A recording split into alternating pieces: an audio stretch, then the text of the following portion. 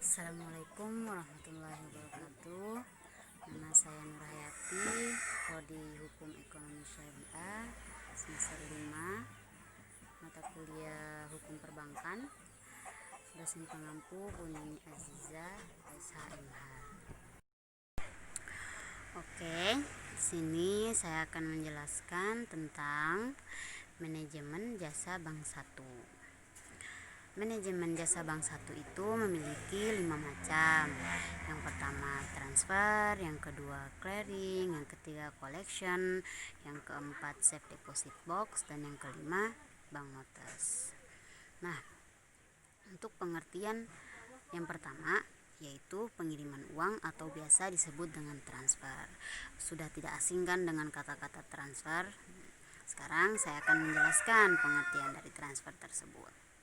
Transfer adalah jasa pengiriman uang lewat bank atau pemindahan uang dari rekening yang satu ke rekening yang lain dengan berbagai tujuan, dari dalam kota, luar kota, maupun luar negeri sekalipun. Besarnya biaya kirim sangat terjangkau, tergantung sarana yang digunakan dan jarak tempat tujuan pengiriman. Jadi, jika kita mengirim melalui kantor pos, pasti akan memakan biaya yang sangat besar. Jadi, lebih baik itu menggunakan transfer atau menggunakan ATM. Itu bisa lebih mempermudah kita untuk mengirim uang seperti itu. Keuntungan dari transfer sendiri yaitu biaya pengiriman yang murah, waktu tiba sangat cepat, dapat mengirim ke beberapa tempat sekaligus, mengirim tidak selalu tunai, dan prosedur dan proses pengiriman sangat mudah. Nah, sekarang penjelasan yang kedua yaitu clearing. Pengertian dari clearing adalah jasa penagihan warkat-warkat yang berasal dari dalam kota. Jika kita memperoleh selembar cek atau bilet giro dari seorang nasabah bank, maka otomatis kita akan menguangkan cek atau bilet giro tersebut kepada bank penerbit cek. Yang menjadi masalah jika cek atau bilet giro tersebut berada jauh dari lokasi kita, sehingga kita perlu waktu untuk menguangkannya. Dengan clearing, 1. Waktu penagihan lebih cepat, 2. Biaya penagihan lebih murah, 3. Keamanan uang terjamin, dan yang keempat, pengiriman uang tidak selalu tunai.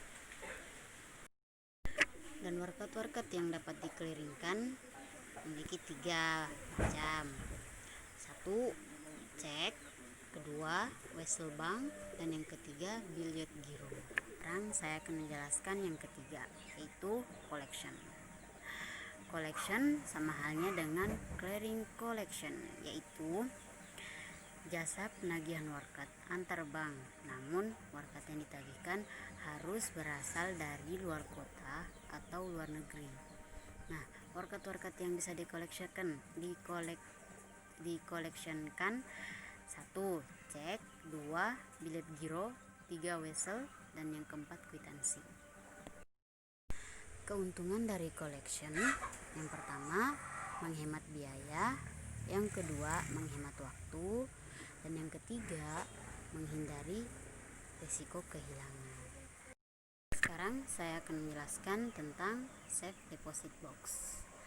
Nah, pengertian dari safe deposit box adalah jasa penyewaan kotak penyimpanan harta atau surat-surat berharga milik nasabah yang dirancang khusus dari bahan baja dan ditempatkan dalam ruang khusus yang kokoh, tahan bongkar dan tahan api untuk memberikan rasa aman bagi penggunanya. Jadi, untuk mengatasi masalah kerusakan atau kehilangan dokumen-dokumen, bank biasanya menyediakan pelayanan penyimpanan dokumen dengan sistem sewa.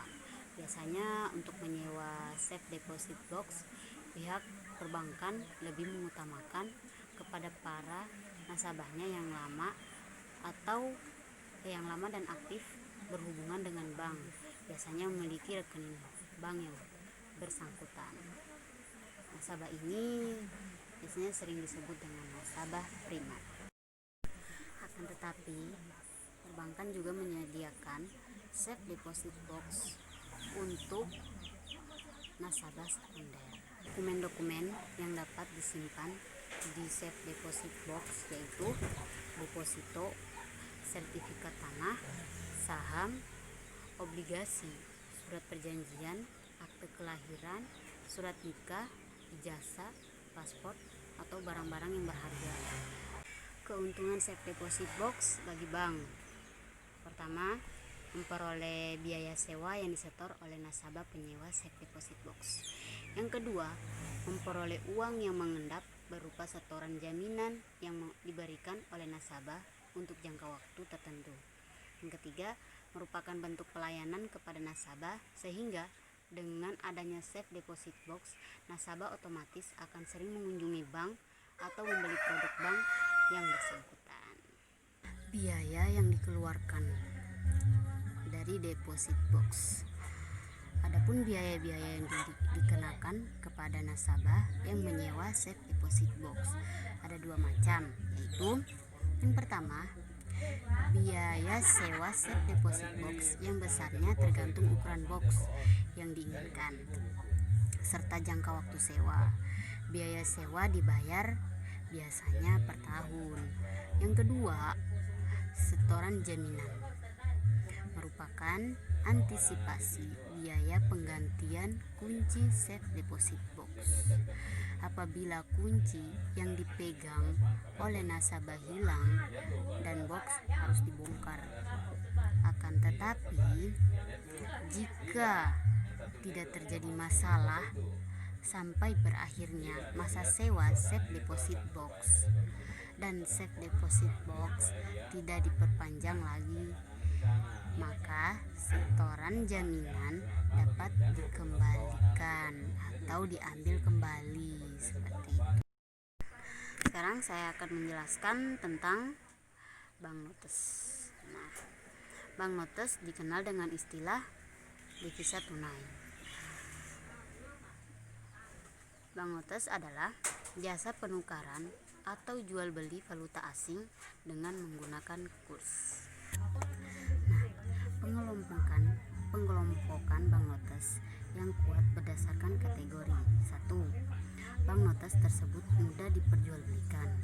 2. Nilai tukar terkendali atau stabil. Yang ketiga, frekuensi penjualan sering terjadi. Dan yang keempat, pertimbangan lainnya. Sedangkan kelompok banknotes yang lemah adalah kebalikan dari banknotes yang kuat. Dalam pengelompokan ini tergantung dari bank yang bersangkutan. Dalam praktek, bank tidak selalu menerima penjualan dan pembelian banknotes disebabkan oleh beberapa alasan, yaitu alasan yang pertama, kondisi banknotes cacat atau rusak.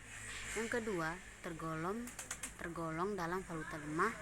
Dan yang ketiga, tidak memiliki persediaan. Dan yang keempat, dia ragukan keabsahannya. Contoh banknotes yang kuat yaitu pertama USD, yang kedua SGD, yang ketiga AUD. Nah, sedangkan banknotes yang lemah itu pertama ITL, yang kedua NRG, yang ketiga THD. Untuk banknotes yang lemah dan sulit diperdagangkan, maka bank menjualnya kembali ke Bank Indonesia atau ke kantor pusat bank yang bersangkutan. Penjualan banknotes di samping dilakukan antar bank dan diperjualbelikan atau pedagang valuta, diperjualbelikan di travel atau pedagang valuta asing dan tempat lainnya. Alhamdulillah, selesai sudah penjelasan tentang manajemen jasa bank 1. Apabila banyak kekurangan dan kesalahan, saya mohon maaf karena saya masih dalam tahap belajar dan tujuan untuk membuat video ini untuk menempuh ujian akhir semester saya. Apabila ada kata-kata yang salah, saya mohon maaf. Sekian dari saya. Wassalamualaikum warahmatullahi wabarakatuh.